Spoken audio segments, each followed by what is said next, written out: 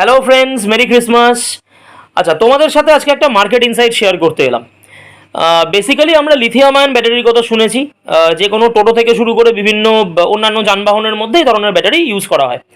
Recently Samsung তারা silver ব্যাটারির সঙ্গে টাই আপ করেছে। আচ্ছা, সিলভার ব্যাটারির সঙ্গে টাই আপটা মনে করা হচ্ছে একটা রেভলিউশনারি পদক্ষেপ হতে চলেছে। কেন?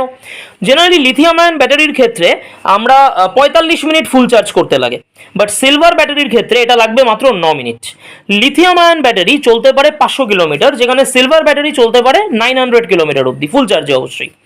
এবং তোমরা অনেক সময় দেখে থাকবে যে লিথিয়াম আয়ন ব্যাটারি অনেক সময় বাস্ট করে, ফেটে যায়, আগুন ধরে যায় গাড়িতে, কিন্তু সিলভার ব্যাটারি এটা বাস্ট করবার কোনো চান্স নেই।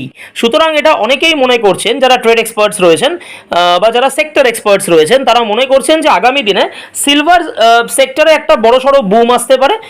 তো ন্যাচারাল ব্যাপার, প্রত্যেকে আমার কথা না শুনে অবশ্যই নিজেরাও রিসার্চ করো। বাট যদি মনে করো এটা তোমাদের ক্ষেত্রে ইউজফুল লেগেছে, তো প্রত্যেকে সিলভারে ইনভেস্ট করা শুরু করে দাও। এবং সিলভারে কি হিসাবে ইনভেস্ট করতে পারবে? এক নম্বর তো অবশ্যই সিলভার ইটিএফ কিনতে পারো, দ্বিতীয়ত হচ্ছে সিলভার মিউচুয়াল ফান্ডও কিনতে পারো, এফওএফ যেগুলোকে ফান্ড অফ ফান্ডস বলে, সেই ধরনের। তো হ্যাপি ইনভেস্টিং, প্রত্যেকে ইনভেস্ট করা শুরু করে দাও এবং নিজেদের ডিউ রিসার্চ করবার পর। Thank you so much.